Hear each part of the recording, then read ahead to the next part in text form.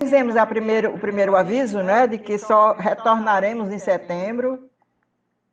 Meu carro finalmente vai sair da oficina, tá certo? Aqueles que ainda não receberam as camisas, tá aí, ó. Pastor Luciano com a camisa já todo chique aí. Quem ainda não recebeu, é só me avisar. Poucas pessoas receberam. Eu entreguei pouquíssimo, tá ali com o saco ainda cheio com todas as camisas. Mas não deixem de me ligar com antecedência para que eu possa preparar e mandar lá para a portaria, tá certo? Tem outras coisas que vocês querem falar? Alguma coisa, alguma notícia, alguma coisa especial? Espero que o projeto, né, agora possa sair. O irmão Agamenon falou que lá em Santa Rita, o diretor já teve um projeto de um irmão que fez isso, e ele ficou de trazer esse projeto para a gente ver, e ver se a gente consegue alguma ajuda da Secretaria de Cidadania e Justiça através do social. Se não conseguir, tudo bem, a gente faz do mesmo jeito, né? Só precisamos preparar as caixas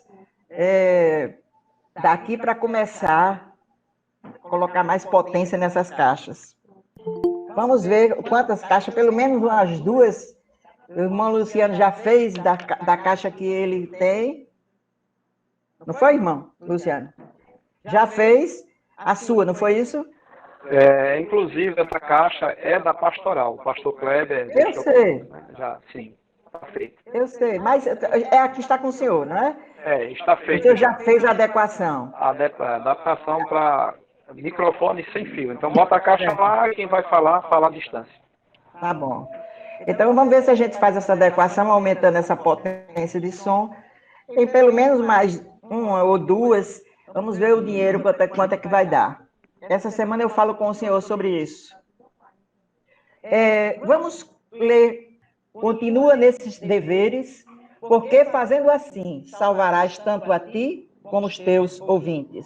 Então, ser vigilante. O que é ser vigilante? É viver atentamente em relação à vida,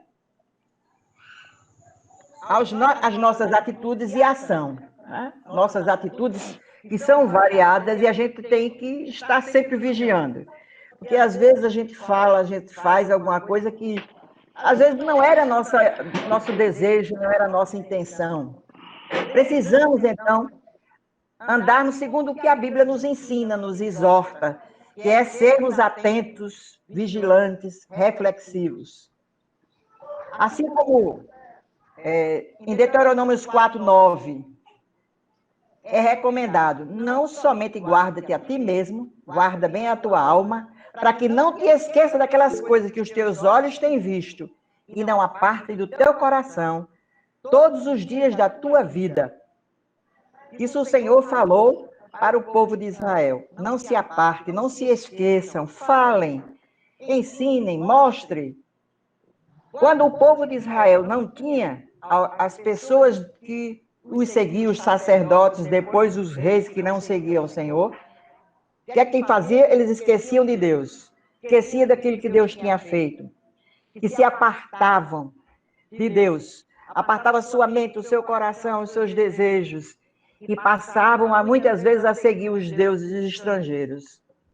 Deus falou a Davi, se os teus descendentes cuidarem da tua conduta, e se me seguires fielmente de todo o coração e de toda a alma, jamais ficarás sem descendente no trono de Israel. E lá, Davi falou no Salmo 39, vigiarei a minha conduta. É tão difícil a gente vigiar a nossa conduta? Às vezes a gente esquece de se avaliar. E nós deveríamos fazer isto todos os dias. Porque foi o que Jesus nos ensinou. Vigiai e orai, para que não entreis em tentação. Tendes cuidado e guardai-vos de toda a avareza. Olha aí, novamente Jesus nos ensinando. Tenham cuidado. Às vezes a gente nem está percebendo e nós estamos vivendo com avareza. Em vários setores da nossa vida. Até a avareza, às vezes, no falar, no elogiar, no ensinar. Aprendemos e guardamos para nós mesmos. E o Senhor está nos ensinando que a gente precisa ter cuidado para não ser avarento com aquilo que temos, com aquilo que recebemos dele. Que a gente aprenda a compartilhar, que a gente aprenda a dar aquilo que o Senhor nos deu de graça. Dar com alegria. Mas muitas vezes, Kleber desapareceu. Acho que desapareceu para o pessoal também, né? Davi falou então, vigiarei a minha conduta, no Salmo 39, 1. Precisamos vigiar as nossas condutas, as nossas ações. Jesus ensinou aos discípulos, tendes cuidado, cuidado para não seres enganados, lá em Lucas 21, 8. Quantas pessoas vivem enganados? Pode passar, Cleber, para o outro. Quantas pessoas vivem enganados? Enganados com doutrina. Dói a gente ver, muitas vezes, os ensinos da palavra de Deus. Nunca poderemos viver bem sem pensarmos ou refletirmos e avaliarmos cada aspecto da nossa vida. Se assim não fizermos, nós sofreremos as consequências desta falta de vigilância e seremos penalizados. E muitas vezes de forma pesada. Seja em qual for a área da nossa vida. Se a gente não vigia em relação à saúde, aparece muitas vezes uma doença em estágio bastante avançado porque a gente não vigiou. Seja nas palavras, se a gente não vigia naquilo que a gente vai falar, a gente pode dizer coisas que a gente não deveria ter dito. E às vezes até a palavra tem uma consequência muito séria na nossa vida. Às vezes a gente magoa um amigo, um colega, magoa alguém da nossa família, porque a gente diz uma palavra apressada, às vezes a gente diz alguma coisa que sai da boca sem a gente querer, sem a gente desejar. Precisamos vigiar nas nossas escolhas, nas nossas prioridades. Precisamos vigiar e orar. Por isso que Jesus nos ensinou, vigiai e orai. Imagine Satanás, né? Satanás está pronto, assim, ao nosso derredor como um leão, querendo nos atacar. E ele vai nos atacar. Qualquer brechinha, ele não perde a oportunidade. A vigilância é a atitude que permite o Espírito Santo agir e mostrar o que realmente ocorre em nosso interior. Quem é que não já sentiu a voz do Espírito Santo, que é o nosso árbitro, falar? Olha, você está pisando na bola. Olha, você não deveria fazer assim, não deveria falar assim. Olhe, o que é que você está escolhendo? Qual é a sua prioridade? E ele está ali trabalhando constantemente conosco, nos ensinando, nos exortando, nos mostrando as nossas fraquezas, nos mostrando que a gente também não está aproveitando todas as nossas prioridades, não estamos aproveitando muitas vezes os dons que ele nos tem dado, mas ele está ali. Às vezes, diante de um perigo, de uma tentação, o Espírito Santo nos ajuda a superar os obstáculos, as nossas fraquezas, e ele fala ao nosso coração. Quem é que não já sentiu? O Espírito Santo lhe orientar. Todos nós sentimos, né? O Espírito Santo falando. Parece que, às vezes, ele está assim ao nosso lado, e a gente consegue ouvi-lo, sussurrando conosco e dizendo aquilo que a gente deve fazer. Precisamos considerar os fatos cotidianos e olhar para frente, para os lados, o curso atual das nossas atitudes e ações, e pesarmos os prós e os contras, com bastante cautela para não chorarmos depois e levarmos outras pessoas também a sofrer. Que coisa maravilhosa a gente ter o Espírito Santo para nos guiar. Mentor, né? Tem muita gente que tem um mentor, é meu mentor. Aquela pessoa que está ali e auxiliando, é assessor, está ali e orientando em tudo aquilo que você precisa. E nós temos isso, mas muitas vezes nós não valorizamos. Já pensou que ter o Espírito Santo de Deus ali ao nosso redor, intercedendo por nós também? Pode passar, Kleber. Que privilégio! E nós, cristãos, muitas vezes esquecemos disso. Na vida espiritual com Deus não é diferente da vida material, daquilo que nós vivemos profissionalmente ou em família. que a gente precisa ter vigilância, ter cuidado. A primeira coisa que a gente deve fazer, primeiro, planejamento. Essa palavra planejamento é interessante para muita gente que não sabe nem como planejar, não sabe nem qual é o valor de um planejamento. Mas é preciso planejar. Em qualquer área da nossa vida é preciso planejar. Na vida espiritual, também. A gente fala muito isso nos nossos treinamentos, quando vem mais outras pessoas, e a gente ensina as pessoas a preparar a mensagem, né? No presídio. Isso é planejamento. Mas é preciso que esse planejamento seja individual, que cada um se planeje. Planeje como vai falar, como vai orar. Eu vejo tanta gente orando que não sabe orar. Eu estava assistindo a live ontem, né, do culto, e foi pedido a um irmão para orar. Orar por missões. O irmão orou por tudo, passou meia hora orando, e lá no finalzinho ele orou por missões. É preciso que você se planeje. Como é que eu devo orar? Como é que eu devo falar? Alguém me pediu para orar? Então, como é que eu vou orar? Primeiro, da forma como a gente deve orar, é primeiro adorar a Deus, glorificar a Deus. Depois, se a oração é de súplica, você começa com a súplica. Se é de agradecimento, faça agradecimento.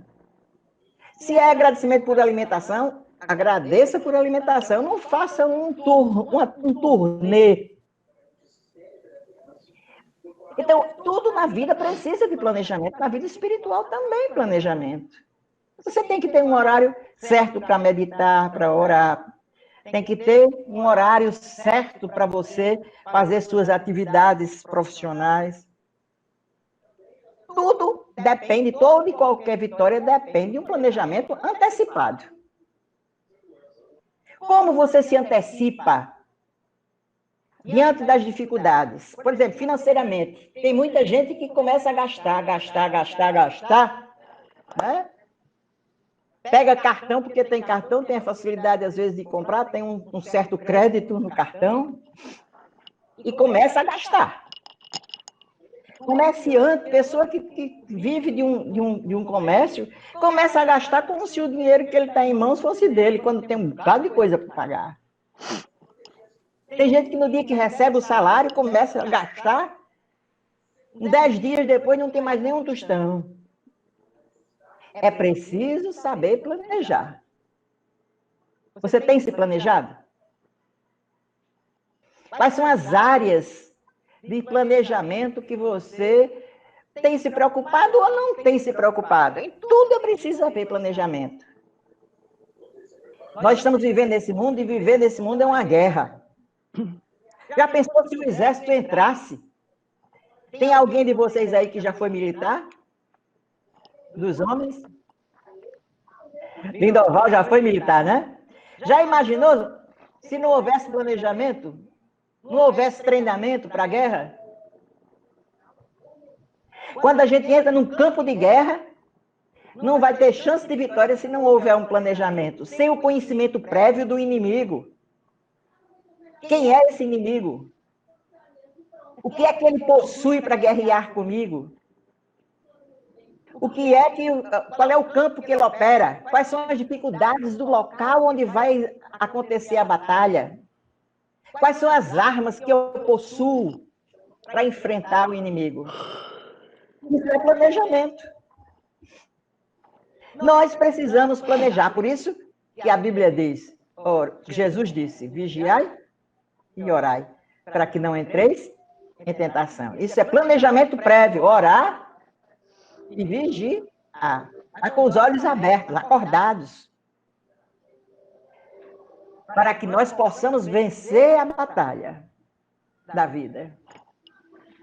Quem não sabe se planejar, está ruim para viver. A gente vê muita gente andando de forma desordeira, né? Porque não sabe se planejar.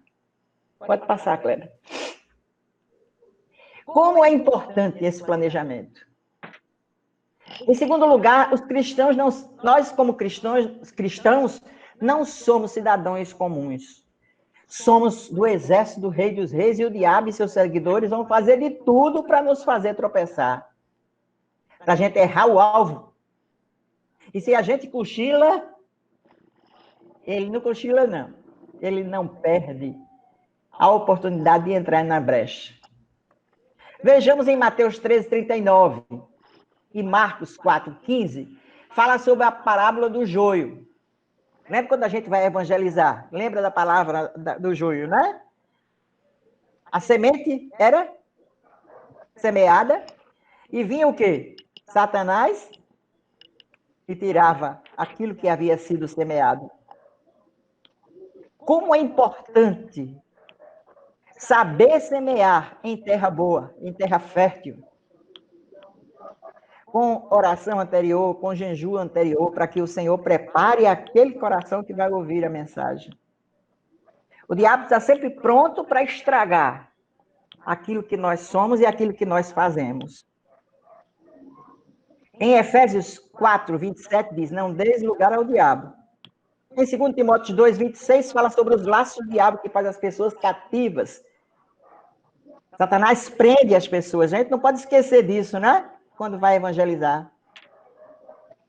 Cativamente deles são cativas para não entender a verdade do evangelho, para não entender o seu pecado, para não entender que precisa se arrepender, para não entender o que é a salvação. Então nós precisamos nos planejar, saber quais são as artimanhas do diabo, para que ele não possa vencer e a gente tenha trabalhado inutilmente. Pedro é avisado que Satanás queria peneirá-lo como trigo. Jesus avisou a ele, Pedro. Satanás quer te cirandar, ele quer te peneirar como trigo. Mas eu roguei por ti para que tua fé não fraqueça, não desfaleça. Ainda bem, louvado seja o nome do Senhor, que intercede por nós, não é? É uma maravilha a gente saber que tem o intercessor constante que está ao nosso lado. Às vezes, em Tiago 4:7, às vezes a gente diz, resistir ao diabo e ele fugirá de vós. Mas antes de resistir, nós temos o quê? Sujeitar-nos a Deus. Sujeitai-vos, portanto, a Deus. Estar sujeitos a Deus. Para que o diabo fuja de nós. Porque não somos nós. Não é o nosso planejamento, não é a nossa decisão, não é a nossa sabedoria, não é o nosso preparo, não é a nossa santidade. Mas é o quê? É estarmos conectados ao Senhor. Vocês estão me ouvindo aqui, estão me vendo, né? Embora sejam de longe, virtual, mas porque vocês estão conectados. Não é a mesma coisa de estar presente. Mas vocês estão me vendo. Ainda por quê? Porque estão conectados. Por mais fraca que seja a nossa fé, por mais pequeno que nós sejamos, estar conectados. Para que a gente possa ter comunicação com Deus, entender o que Deus está dizendo, ouvir o que Deus está dizendo. Não depende de mim e de você. De repente essa internet pode sair. E não dependeu de mim nem de você. Mas, se nós tivermos um bom equipamento, uma boa internet, é mais difícil a gente se desconectar. Graças a Deus que a conexão com Deus não cai, né? E a gente nem paga pela internet. A conexão de Deus não cai. Quem cai somos nós. É a nossa conexão que é frágil. E é por isso que a gente precisa estar sujeita a Ele, agarrado a Ele.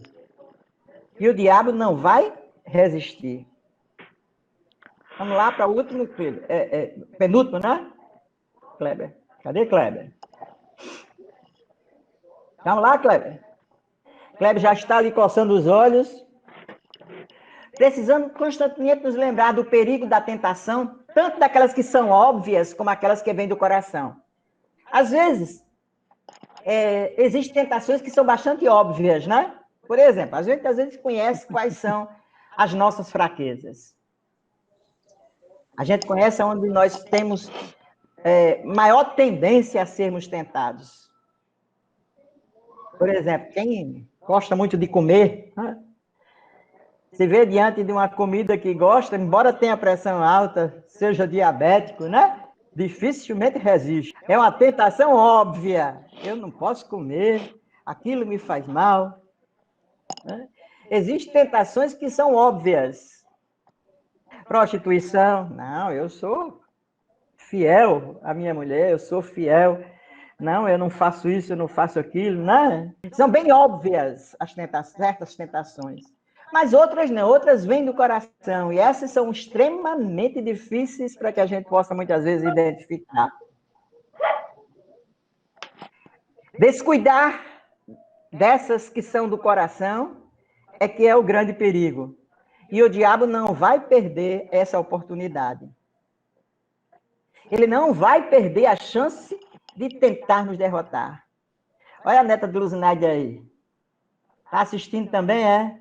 E aí, nós precisamos estar vigilantes, diligentes, sem perder realmente de vista aquilo que pode nos fazer vencer. Vestimos a armadura de Deus, o capacete da salvação, a couraça da justiça de Jesus, que não é a nossa, a verdade que é Cristo, e assim como o cinto que segura as nossas calças para ela não cair, essa verdade do Evangelho é quem nos sustenta. A verdade daquilo que o Senhor é para nós, que vai aparar as flechas, os dardos inflamados do diabo. Quanta armadura de Deus na nossa vida pode nos livrar. É pela fé que a gente consegue identificar algumas dessas tentações que vêm também do nosso coração. E o Espírito Santo que habita em nós é quem vai nos dar força, graça e poder, discernimento e iluminação, que nos faz perceber para vencermos em nome de Jesus. É em nome de Jesus que nós somos mais, não somos nós, não é? Como a gente já falou. Esse nosso autoexame, a nossa avaliação. Mas é Cristo em nós que vai nos vai fazer poder enxergar, ver. Porque o Espírito Santo ilumina para que a gente possa ver. Mesmo que pareça escuro, ele vai clarear. Porque ele está sempre conosco lá, nos ensinando, nos mostrando.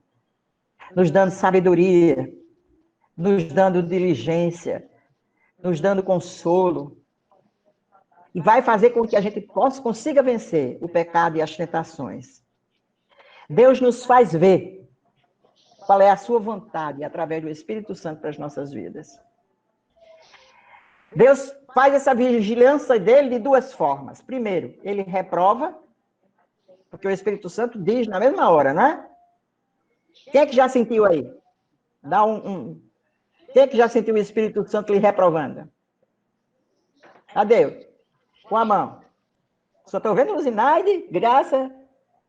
Muito bem. O Espírito Santo reprova na mesma hora, né? Mas à medida que ele reprova, ele também nos encoraja. Ele nos consola.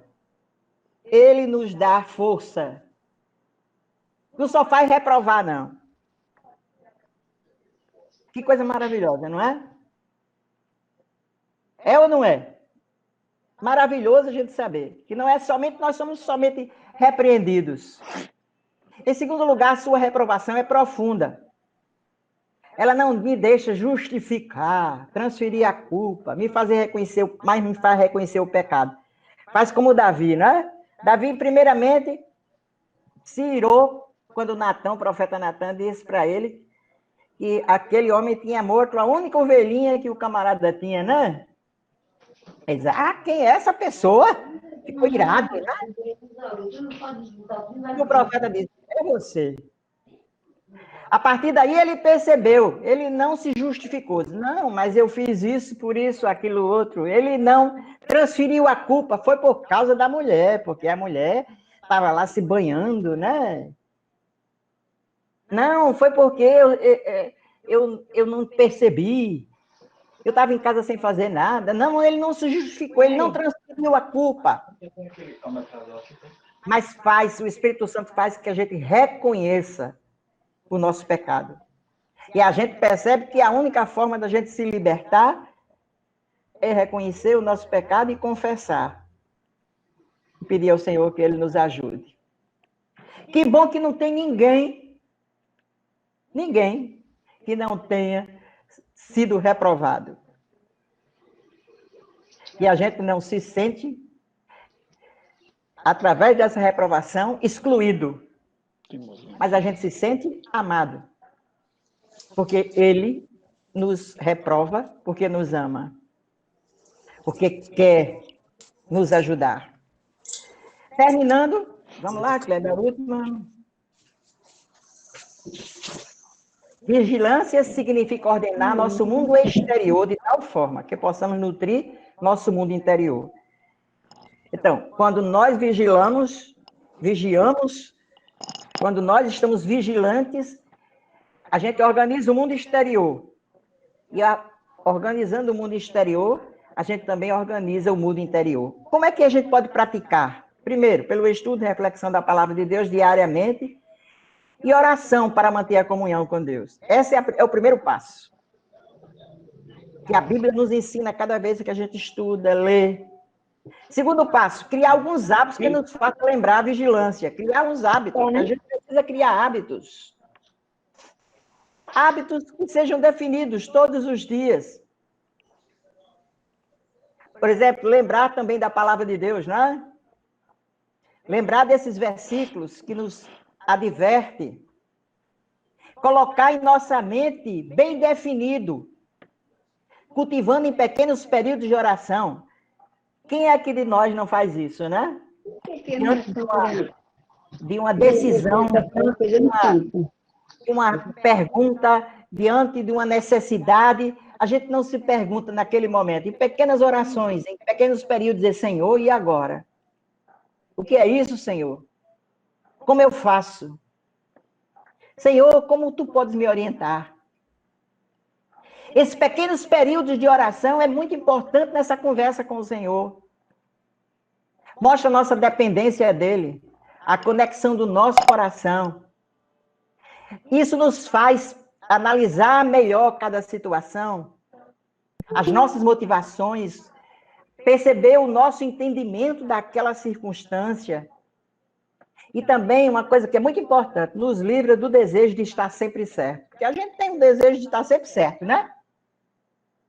Às vezes, com os filhos, a gente quer estar certo. No local de trabalho, a gente quer estar sempre certo. Na discussão entre marido e mulher. Ah, mas foi ela, né? Assim como vem desde os tempos antigos, como Adão fez com Eva, né? Ah, Senhor, é a mulher que tu me deste. Aí a mulher, ah, Senhor, foi a serpente. A gente está sempre procurando culpados.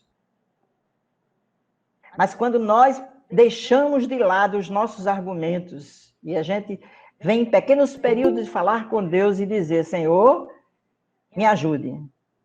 Senhor, o que é que eu faço? À noite, se autoavaliar. Que progresso que eu fiz hoje?